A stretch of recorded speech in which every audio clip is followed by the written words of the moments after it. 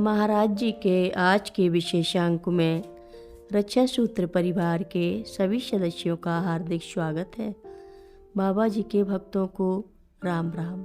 कैची में हीरा लाल जी सबका स्वागत करने में पहले व्यक्ति हुआ करते थे। उनका जीवन सरल था, उनकी आवश्यकताएं बहुत थोड़ी थी। ना वे वस्तुओं की लालसा करते थे और ना किसी से किसी चीज़ की। सबके साथ बैठकर भोजन करते थे, जो कुछ मिले उसी में मग्न रहते थे। जितना उनके शरीर की रक्षा कर सके सामाजिक रिवाजों के अनुसार उपयुक्त और ठीक हो, बस उतने ही वस्त्र उनके पास थे।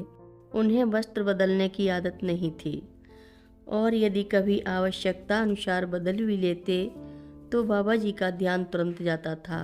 एक दिन बाबा जी ने पूछा, हीरा लाल जी, तुमने आज नया स्वेटर पहन रखा है, यह तो बहुत सुंदर है। कब लिया है, किसने दिया है? हीरा लाल जी की आत्म प्रदर्शन की आदत नहीं थी। कम से कम कपड़ों को दिखाने की आदत तो नहीं ही थी।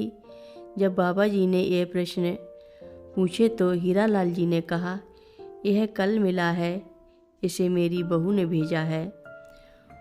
उसने इसे खुद बुना है और उसकी इच्छा है कि मैं इसे पहनूं।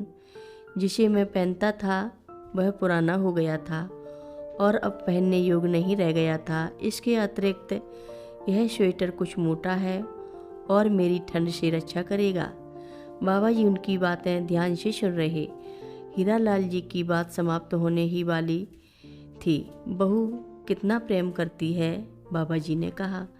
तुम उनके पास जाते तक नहीं और ना उनसे कुछ मांगते ही हो, फिर भी वे तुम्हारा स्मरण रखती हैं और सदैव ध्यान रखती हैं।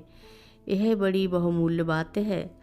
जब तुम किसी वस्तु की इच्छा नहीं करते हो तब वे तुम्हारे पास आती हैं और जब तुम किसी वस्तु की इच्छा करते हो तो वे तुमसे दूर भाग जाती हैं। इससे हम हीरा लाल जी के आध्यात्मिक जीवन की कल्पना कर सकते हैं।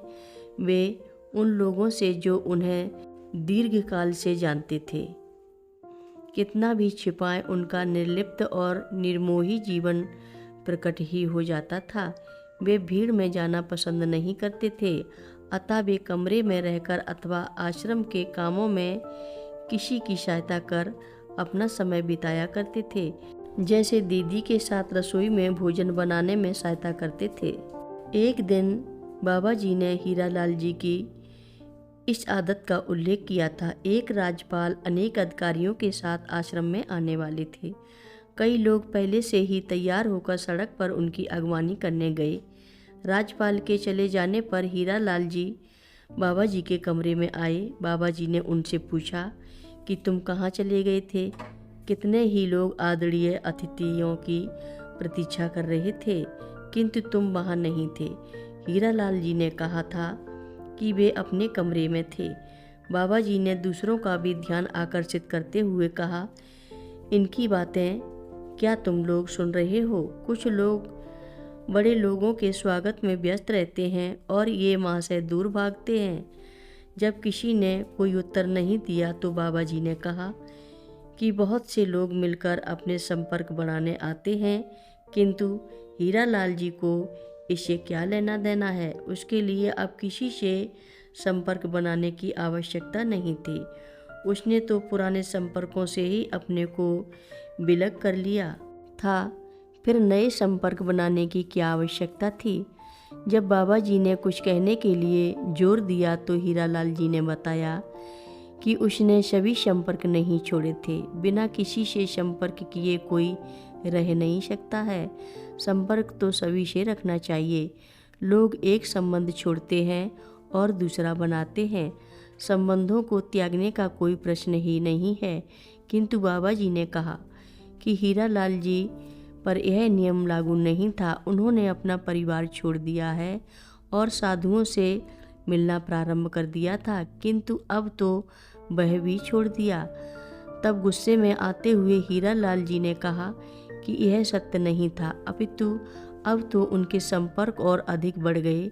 बाबा जी के साथ आकर और उनके चरणों में बैठकर उन्होंने सब कुछ प्राप्त कर लिया। उसका संबंध उन लोगों से भी हो गया है जिससे संबंध टूट गया था। हम उनके मुख से यह बात और भी सुनना चाहते थे, किंतु बाबा जी चुप हो गए। कथा लंबी है, आगे की कथा सभी भक्तों को अगले भाग में सुनाएंगे। हर रोज महाराज जी की कथाएं सुनने के लिए सभी भक्तों का धन्यवाद।